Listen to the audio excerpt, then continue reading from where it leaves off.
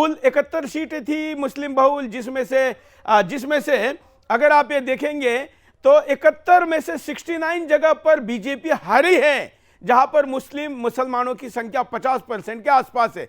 यह मैं कुछ आपके सामने दिखा रहा हूं। आजमगढ़ जिला कुल 10 सीटें हैं, 10 में से रामपुर जिले में कुल 5 सीटें हैं, बीजेपी पांचों के पांचों सीटों पर हारी। विशेष बात यह है कि इसमें आजम खान और उनका बेटा जेल से चुनाव लड़कर चुनाव जीते हैं। बीजेपी ने रामपुर पर एक प्रयोग भी किया, और प्रयोग यह था कि वहां पर उन्होंने अपना दल नाम के सहयोगी एनडीए घटक के द्वारा वहां के नवाब के बेटे को आजम खान के बेटे के विरुद्ध उतार के देखा। मतलब मुसलमान को टिकट दिया, बीजेपी ने नहीं दिया, लेकिन अपने पार्टी से, अपना दल से दिलवाया, वो भी नहीं जीत पाया। अब यह शामली जिला है, कुल 3 सीटें हैं और वहां तीनों की तीनों सीटों पर बीजेपी हारी है। अगला दिखाते हैं।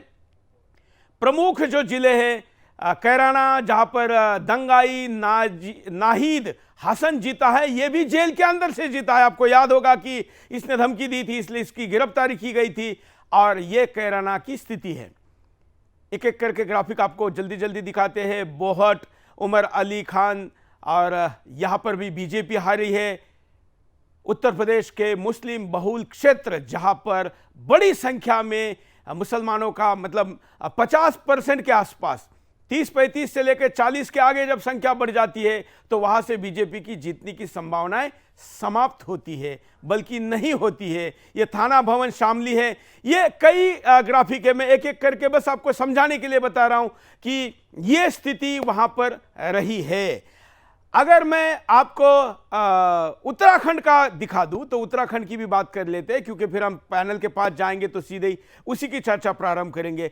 उत्तराखंड जहां पर कभी मुस्लिम आबादी ना के बराबर थी, लेकिन अब वहां पर कुछ जगह ऐसी स्थिति हो गई है कि आपको वहां पर भी पता चलेगा कि सेम उत्तर प्रदेश का पैटर्न है, जहां पर फुरकान अहमद जीते हैं, जो सबसे जहां पर मुसलमानों की आबादी ज्यादा उत्तराखंड का ये सीट है।